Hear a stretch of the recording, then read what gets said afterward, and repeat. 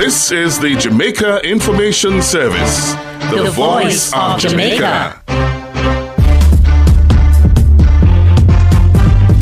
You're inside Jamaica Magazine. Encouraging the information flow, sharing the news and views you need to know. We are building an informed Jamaica every day. Listening to what you say. It's Thursday, December 24, and it's our pleasure to welcome you to the Christmas Eve edition of Jamaica Magazine. I'm your host, Stacey Ann Smith. Coming up, revised tax package removes GCT from basic food items. Taxi operators to get fare increase soon. And blood bank gets critical supply of blood bags. Later, police put additional safety measures in place for the festive season and beyond. That's coming up on Issues and Answers. Do stay with us. The news in detail after this break.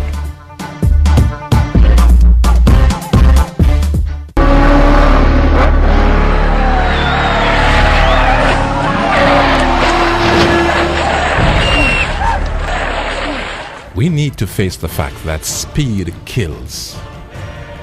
If you're driving within the speed limit and have an emergency, chances are you will be able to stop safely.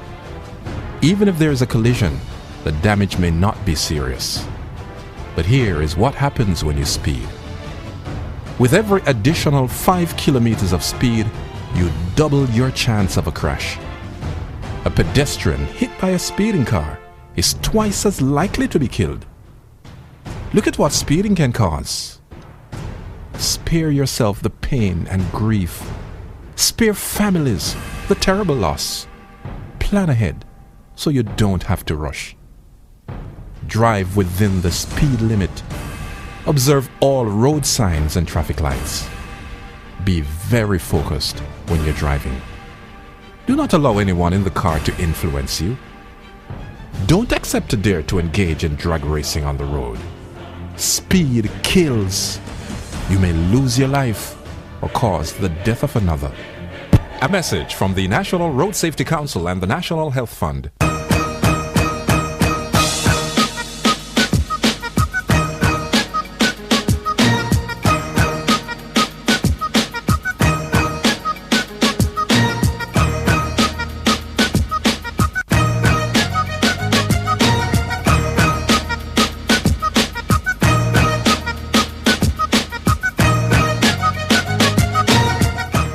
And now the news.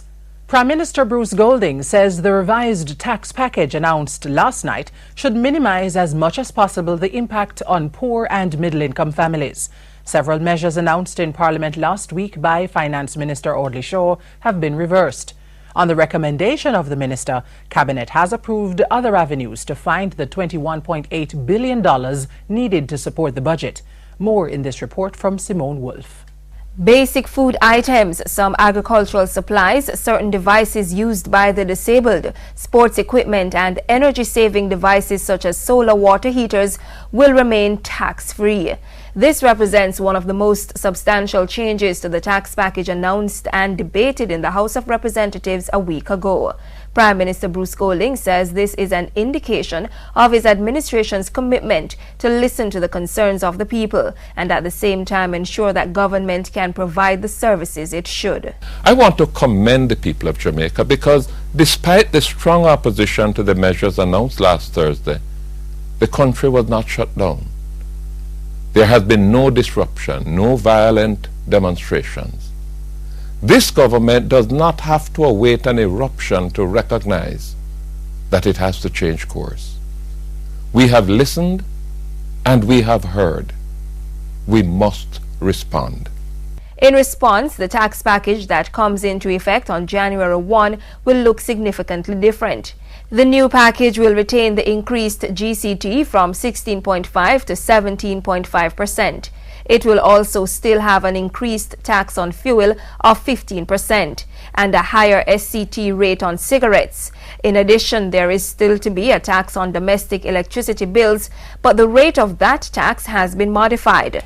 Instead of the new GCT rate of 17.5%, residential electricity usage that exceeds 200 kilowatt hours for the month will attract a special GCT rate of 10%.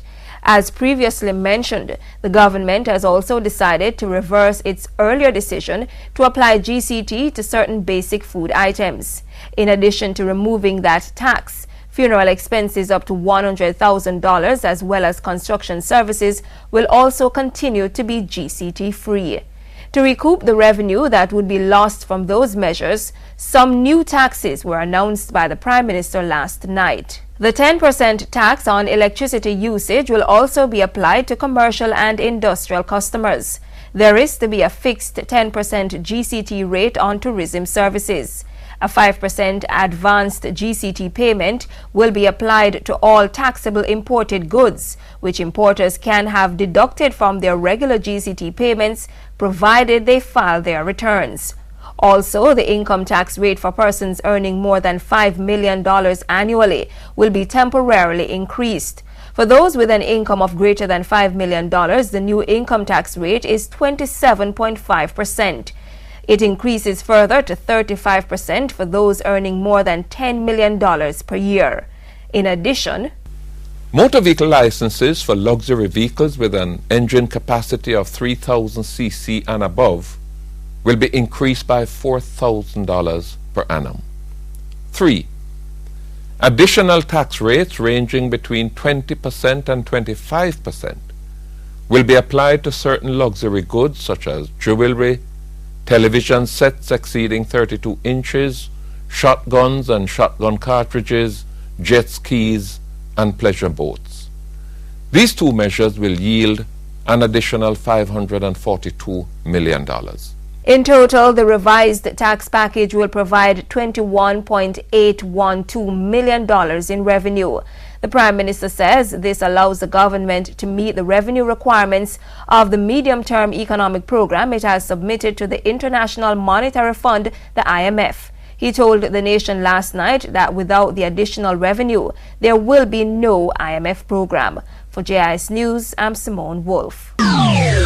Government is seeking substantial reductions in the interest charges it pays on instruments held by the banks, as well as interest rates in general. That announcement was made by Prime Minister Bruce Golding in his address to the nation last night. He was responding to the calls for a special tax on the high interest rates that banks earn on government paper.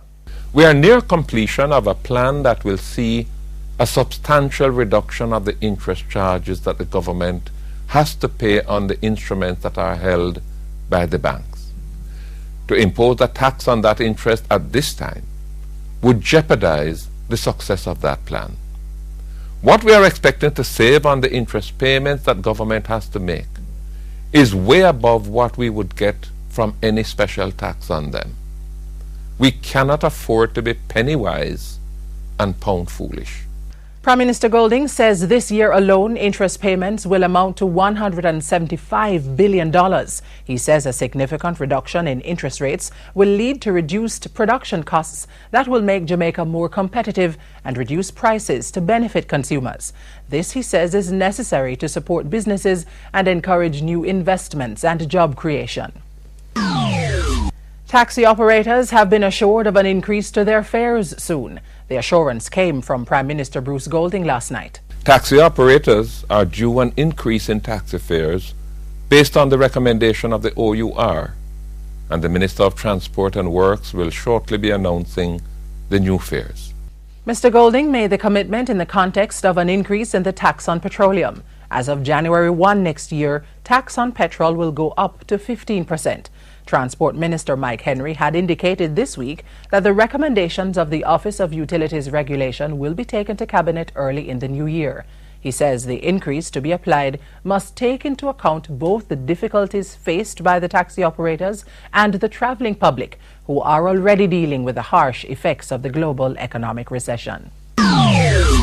The Ministry of Water and Housing has officially commissioned a new water supply system for the Huntstown-Wellington area of St. Mary. About 200 families will be served by the system. The system is designed to provide about 170,000 gallons of water per day on a reliable, regular basis, and even in the dry season. Water Minister Dr. Horace Chang says this should greatly improve the quality of life of the citizens, many of whom work in tourist areas where the accommodations far exceed their own living conditions. A lot of people in the area work in the Orcabessa, Ocherous area. They go to a nice swanky hotel, air conditioned.